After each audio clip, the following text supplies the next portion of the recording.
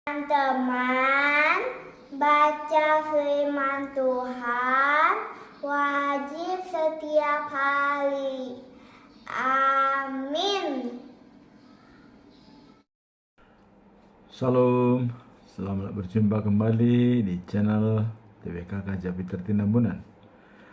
Firman Tuhan pada hari ini, hari yang ke-242, tanggal 29 Agustus tahun 2024, diambil dari Injil Lukas pasal 10 ayat 39. Yesus mengunjungi Marta dan Maria. Sebagai nats kita,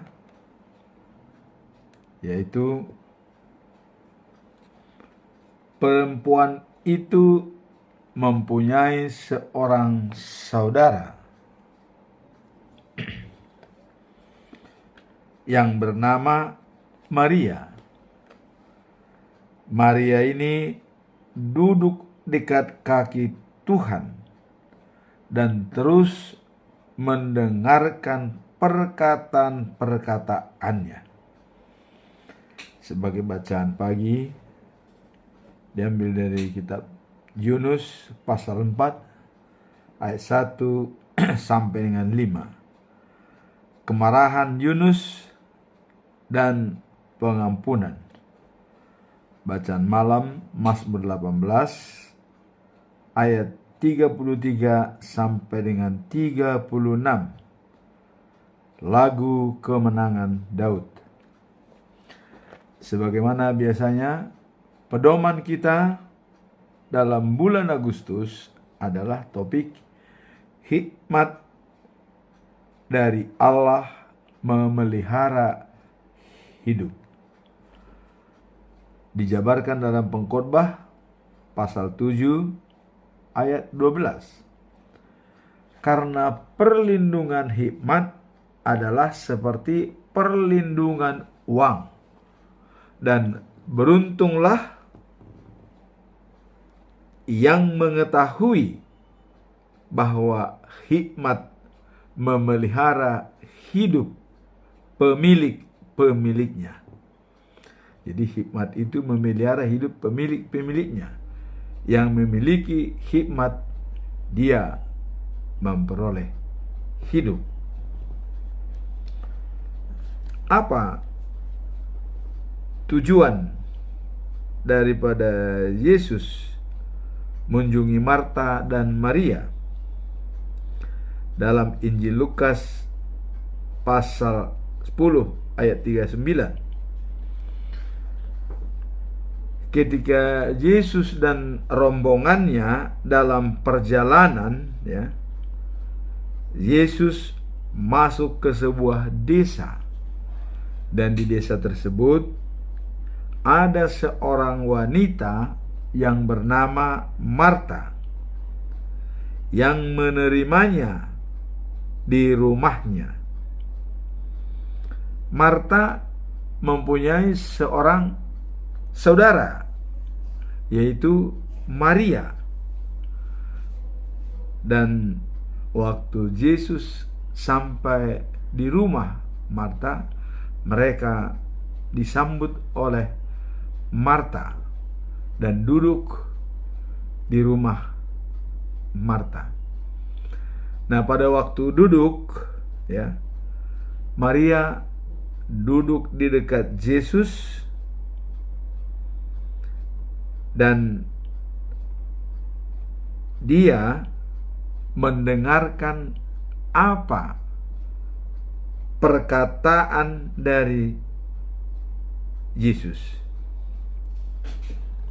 Nah, sedangkan Marta sibuk melayani karena banyak rombongan, pengikut Yesus bersama dengan Yesus. Kemudian Marta datang kepada Yesus dan berkata, apa dikatakan oleh Marta? Tuhan, tidakkah engkau peduli ya, bahwa saudaraku membiarkan aku melayani seorang diri? Inilah kata-kata Marta. Ya memang karena Maria duduk di dekat Yesus dan apa yang disampaikan didengarkan oleh Maria, dia mendengar dengan tekun. Sedangkan Marta sibuk melayani, ya, mengambil makanan, minuman. Nah, pada saat itu Marta mengatakan kepada Yesus, apakah tidak peduli, katanya, Marta melayani, Maria duduk-duduk dan tidak membantu saya melayani. Itulah yang disampaikan oleh Marta, ya. Nah, kemudian diusulkan oleh Marta supaya adiknya atau saudaranya Maria sudilah ia membantu saya, katanya. Apa kata Yesus? Tuhan berkata, Marta, Marta, katanya, engkau khawatir, ya, dan mengusahakan diri dengan banyak perkara. Jadi kenapa kamu khawatir dan malah menciptakan sesuatu yang baru, perkara, kata Yesus, ya. Nah, kemudian Yesus menyampaikan kepada Marta, Marta, hanya satu hal yang perlu. Nah, sedangkan Maria telah memiliki bagian yang terbaik yang tidak akan diambil daripadanya. Jadi Yesus mengatakan bahwa Marta sibuk melayani, sedangkan Maria mendengarkan apa kata Tuhan, firman Tuhan. Nah, itu tidak bisa diambil daripadanya, karena itu merupakan suatu talenta. Dan Maria ingin menggali apa yang disampaikan oleh Yesus. Nah, ya memang karena Marta mungkin punya talenta, ya. Kalau ada tamu, dia sibuk melayani. Nah, sedangkan Maria sibuk mendengarkan firman Tuhan. Tapi Yesus mengatakan itu tidak bisa diambil dari dia. Artinya Yesus mengatakan, biarkan dia mendengarkan perkataan saya. Dan kamu kalau melayani, ya lakukanlah dengan baik. Kira-kira begitu yang diharapkan oleh Tuhan Yesus. Nah, kemudian dalam Lukas 10, ya, ayat 38 sampai 42, kedatangan Yesus ke rumah Marta dan Maria itu mengingatkan kita akan pentingnya, ya, penunjukan dalam kehidupan kita. Pentingnya pendirian dalam kehidupan, ya. Kemudian kalau kita melihat, ya, kedatangan Yesus ke rumah Marta dan Maria, ya, dan kelihatannya Marta terlalu sibuk dengan pekerjaan rumah.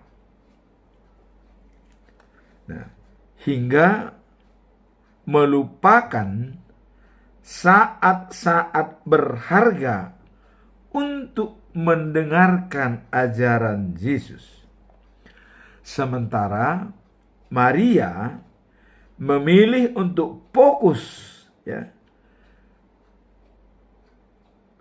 pada hubungan spiritual. Jadi ada dua orang mereka ini, dan mereka sudah tahu kalau Yesus itu adalah sumber kehidupan. Nah, sementara Marta sibuk melayani, tapi Maria sibuk mendengar. Nah, dan ini juga sering terjadi kayak gini, misalnya kebaktian. Sebagian fokus mendengar dengan tekun, tapi sebagian malah mungkin bermain atau tidak peduli atau cuek. Nah, jadi ini juga adalah mengingatkan kita bahwa dalam saat-saat kita penting untuk mendengarkan, ya mendengarkanlah.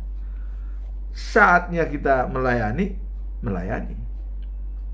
Sehingga kita bisa membedakan mana yang lebih penting atau mana yang urgent dan penting.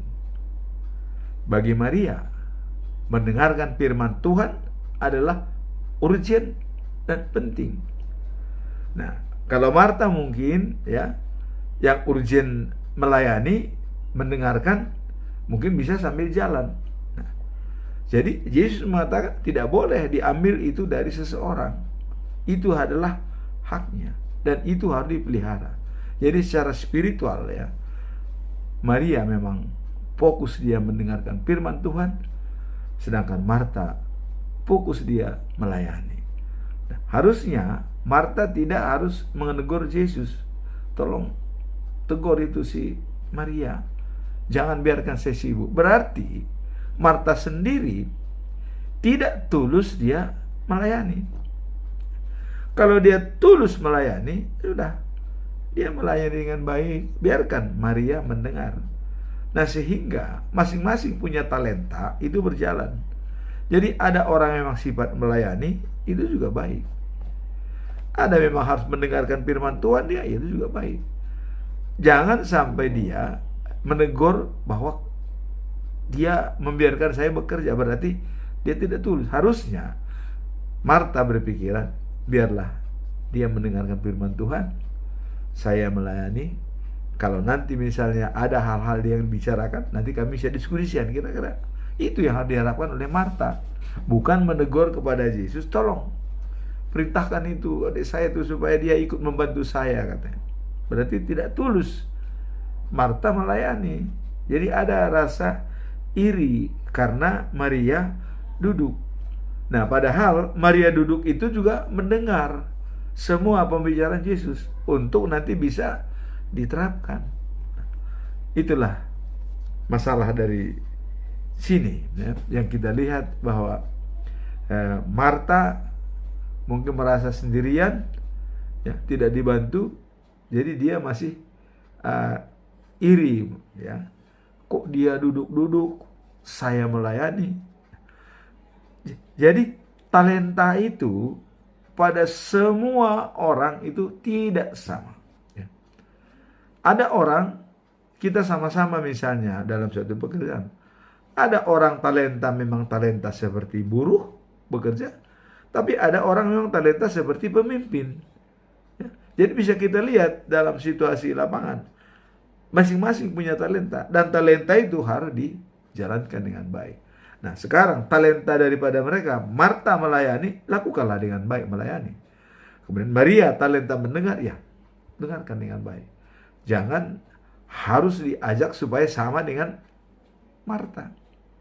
Dan Maria pun tidak mungkin bisa diajak Marta supaya sama dengan dia. Misalnya, aduh Marta, kamu jangan melayani dulu sih, kita dulu sih mendengar. Tidak mungkin disebutkan seperti itu. Nah, hanya dalam masing-masing lah yang punya prioritas mana yang lebih dulu. Nah, jadi kata Yesus tadi, Maria dia lebih mementingkan spiritualitas ya, dipentingkan oleh Maria. Nah, sedangkan Marta karena dia menghormati tamu, melayani dengan baik ya. Kalau sebenarnya Marta diam saja, layani dengan baik, setelah melayani mendengar kembali, tidak ada masalah. Tapi dengan dia menegur kepada Yesus, seolah-olah ya dia juga, Yesus jangan dulu lah pidato kepada Maria biar dia melayani aku, kira-kira begitu. Padahal itu tidak boleh ya. Yesus kesempatannya terbatas, tidak selamanya dia ada di dunia. Nah, jadi orang bagaimana supaya bisa menyempatkan waktu, memakai waktu untuk mendengarkan firman Tuhan. Jadi pesan daripada moral ini adalah selama kita punya kesempatan untuk mendengar firman Tuhan, dahulukan firman Tuhan. Dalam Matius 6 ayat 33, carilah dulu kerajaan Allah, baru yang lainnya akan ditambahkan.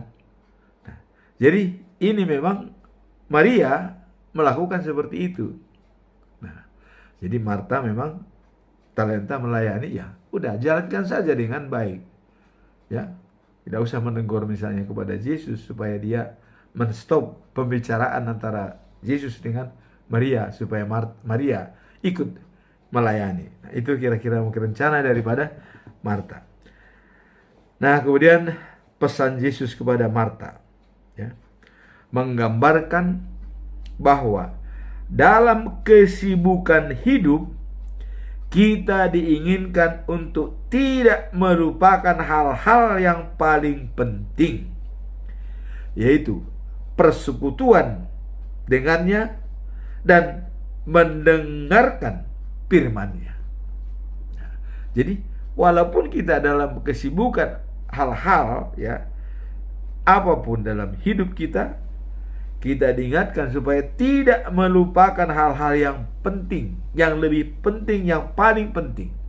Ya, mendengarkan firman Tuhan adalah paling penting. Ya, jadi misalnya, ya, Marta juga ikut duduk juga mendengar. Tidak usah dulu melayani, mungkin juga tidak masalah. Ya, nanti mungkin ada jeda, baru dari situ dia melayani. Bisa bersama-sama.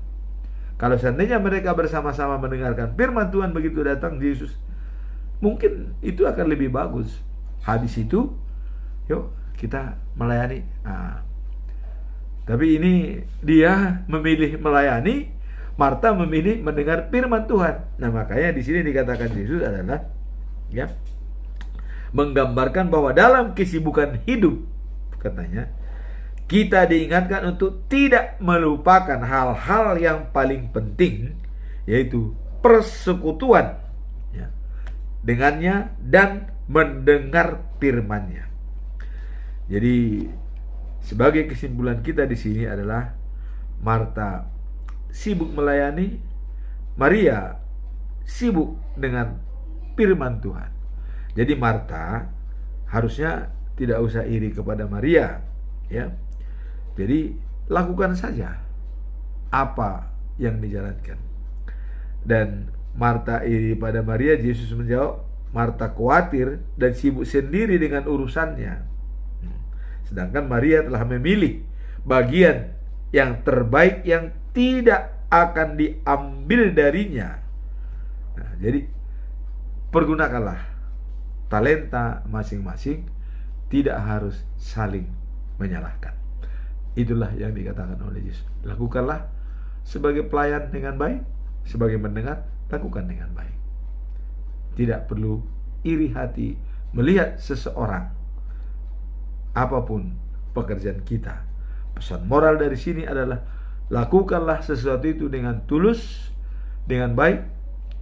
Tapi hal-hal yang dikatakan Yesus adalah jangan sampai melupakan, ya, hal-hal yang paling penting dalam hidup ini, yaitu bersekutu dengan Tuhan. Kesibukan boleh banyak, tetapi bersekutu dengan Tuhan juga harus kita siapkan. Itulah pesan daripada perikop ini. Sekarang kita masuk dalam bacaan pagi, ya. Dalam bacaan pagi kemarin Yunus pasal 3, ya, ayat yang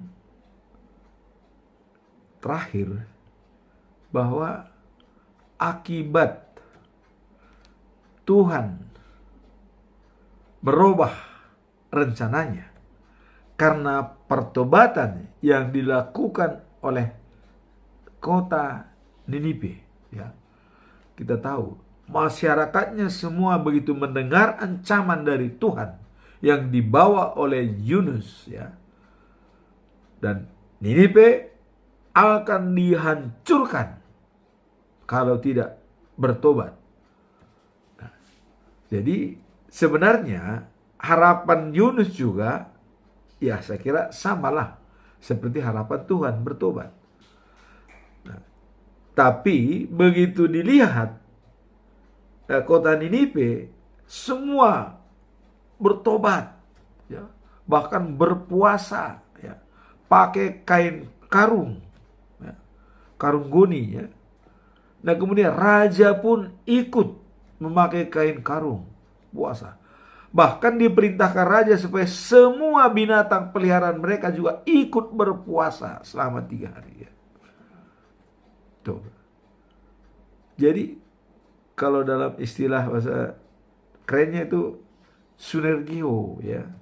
Jadi bekerja sama rakyat, ya, binatang dan raja melakukan pertobatan, berpuasa. Dan di situ itulah campur tangan Tuhan. Pasti roh yang menggerakkan itu, Tuhan. Setelah ini dilihat oleh Yunus, ya, dan Tuhan mengatakan, tidak akan saya lakukan ancaman yang saya berikan melalui Yunus. Nah, dalam ini Yunus kecewa. Ya. Nah, inilah perikop hari ini, ya. Kemarahan Yunus dan pengampunan. Nah, ini menggambarkan kemarahan Yunus setelah Allah menunjukkan kasih-Nya pada penduduk Niniwe yang bertobat dari dosa-dosa mereka. Yunus merasa kecewa. Kenapa dia kecewa? Memang pertama dia pergi, ya, dia pergi ke Spanyol, maka dia telan ikan. Kedua dia pergi, sampaikan ke Niniwe. Tapi karena tidak dijalankan oleh Tuhan rencananya untuk mengancam kota Niniwe, menghancurkan Niniwe, Yunus kecewa, ya. Nah,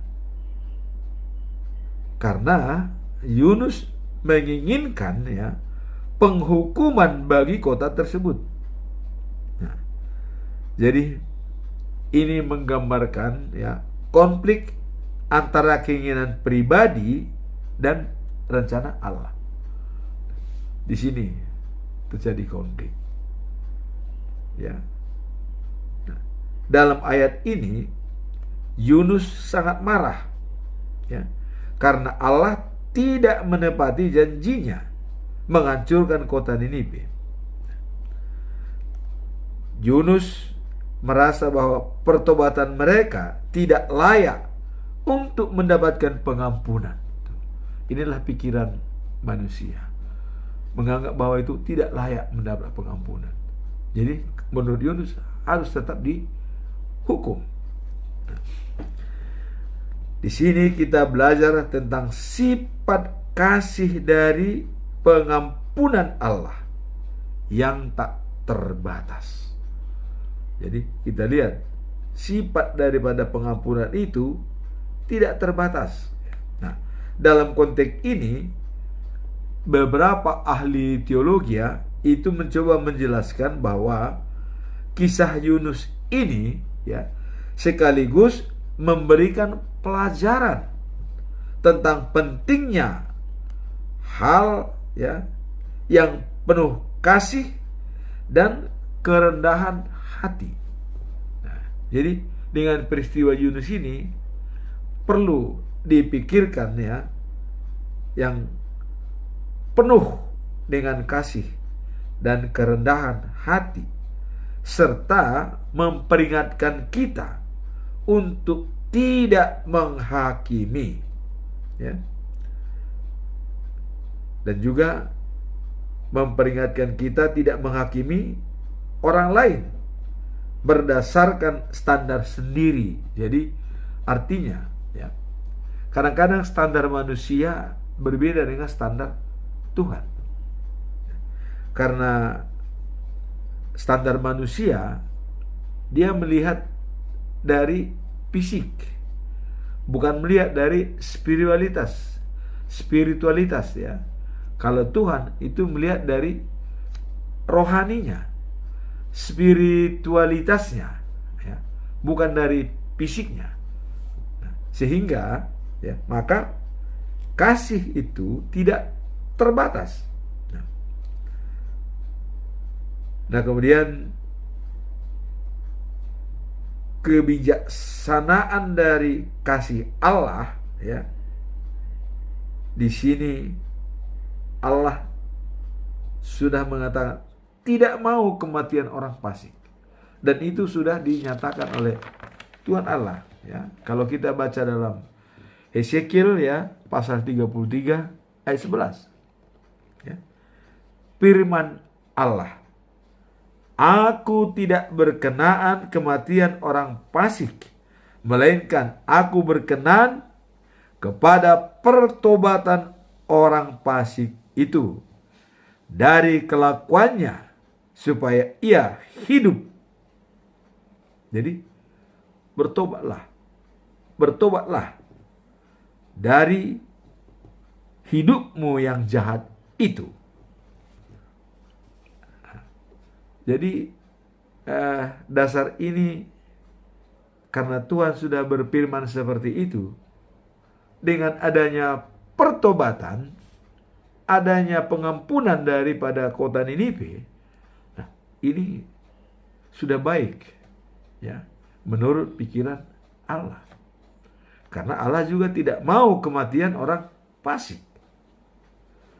Tapi ya mungkin Yunus karena merasa capek ya, pergi menyampaikan pesan. Loh, kenapa tidak dilakukan? Maka dia bilang tidak layak pengampunan mereka, katanya. Ini dia melihat secara fisik, tapi Tuhan melihat secara spiritualitas, secara rohani ya. Hikmat yang ada, anugerah dari Tuhan itu sudah dijalankan oleh mereka dengan bertobat, berpuasa, bahkan bersinergi dengan seluruh binatang. Coba, apakah tidak dihargai oleh Tuhan? Jadi di sini jelas Tuhan tidak mau kematian orang fasik, tapi bertobat, pertobatannya supaya dia hidup. Nah, maka di sini kepada bangsa Israel ya, mengapa kamu akan mati, hai Israel? Jadi itu pertanyaan Tuhan, kenapa kamu harus mati? Artinya ya, karena Tuhan tidak menginginkan kematian daripada orang fasik dalam kejahatannya, tapi pertobatan ya, supaya dia hidup kembali. Nah, inilah yang diambil dari perikop ini, bahwa rancangan Tuhan itu lebih besar dari rancangan manusia. Dan Tuhan melihat secara spiritualitas, secara rohani, secara hati mereka, tapi manusia hanya melihat secara daging dan fisik. Maka rencana Tuhan jauh lebih besar dari rencana manusia. Sekarang kita lihat bacaan malam ya. Mazmur pasal 18 ayat 33 sampai dengan 36. Lagu kemenangan Daud. Nah, Allah, dialah yang mengikat pinggangku dengan keperkasaan dan membuat jalanku rata. Waktu lalu kita telah melihat ya, pakailah ikat pinggang sebagai kebenaran. Artinya, kenapa dikatakan ikat pinggang itu adalah kebenaran? Karena kalau kita sudah kokoh ya, dengan berdiri, tidak goyah, kita percaya diri. Dan kita akan berani. Karena merasa benar. Jadi, berani karena benar, takut karena salah. Nah, di sini Daud dikatakan adalah dialah yang mengikat pinggangku dengan keperkasaan. Jadi Allah yang mengikat pinggangnya. Nah, kemudian yang membuat kakiku seperti kaki rusa dan membuat aku berdiri di bukit. Jadi rusa kita tahu kakinya ya, langkahnya sangat panjang. Jadi Tuhan membuat Daud seperti kaki rusa dan bisa berdiri di bukit. Nah, kemudian ayat 35. Yang mengajar tanganku berperang sehingga lenganku dapat melenturkan busur tembaga. Jadi dengan pertolongan Tuhan, dia bisa melawan musuhnya dengan busur tembaga. Kemudian, kau berikan kepadaku perisai. Nah, jadi perisai iman. Kalau kemarin perisai itu adalah alat untuk menangkis rencana-rencana jahat si iblis, didasarkan pada iman. Jadi perisai itu bisa menangkal segala kejahatan-kejahatan. Nah, diberikan perisai keselamatan, ya. Tangan kananmu menopang aku, ya. Kemudian kemarahanmu membuat aku jadi besar. Artinya kemurahanmu membuat aku menjadi besar. Jadi kemurahan Tuhan membuat Daud menjadi besar. Nah, kau berikan tempat yang lapang langkahku dan mata kakiku tidak goyah. Nah, jadi kalau kemarin ada sepatu, ya, kasut yang bagus untuk rajin dalam pemberitaan firman Tuhan. Nah, di sini dikatakan adalah mata kakinya tidak goyah, ya, dan memberikan tempat yang lapang langkahnya. Jadi dia berdiri tegap dan tidak goyah, dan jalannya mulus. Nah, inilah yang dikatakan oleh Daud, ya. Nah, kemudian aku, ya, mengejar musuhku sampai tertangkap. Jadi mengejar musuh sampai tertangkap, ya, dan tidak berbalik sebelum mereka kehabisan. Jadi musuhnya, ya, bisa tertangkap, ya, dan mereka tidak berbalik. Artinya tidak lagi mau menyerang. Begitu musuhnya diserang, mereka tidak balik menyerang. Artinya tunduk kepada Daud. Aku meremukkan mereka sehingga mereka tidak dapat bangkit lagi. Mereka rebah di bawah kakiku. Ini adalah ungkapan daripada Daud, pertolongan Tuhan terhadap musuh-musuhnya, dan menguatkan Daud dalam bertindak dan memberikan keberanian kepada dia. Dia tegap dengan ikat pinggang yang kokoh dan memberikan perisai sebagai penangkal dari segala tantangan musuh. Inilah yang dikatakan bahwa lagu kemenangan Daud yang dilantunkan atas bantuan daripada Tuhan. Demikianlah firman Tuhan pada hari ini, ya. Yang tadi kita lihat adalah Yunus kecewa karena tidak dijalankan apa yang dikehendaki. Namun rencana Tuhan jauh lebih baik. Dan Yunus juga tetap disayang oleh Tuhan, ya. Kita akan lihat untuk berikut selanjutnya apa akhir daripada hubungan antara Yunus dengan Tuhan, dan apa obat kekecewaan yang ada dalam diri Yunus. Kita lihat episode selanjutnya. Demikianlah firman Tuhan pada hari ini. Tuhan memberkati kita semua. Amin.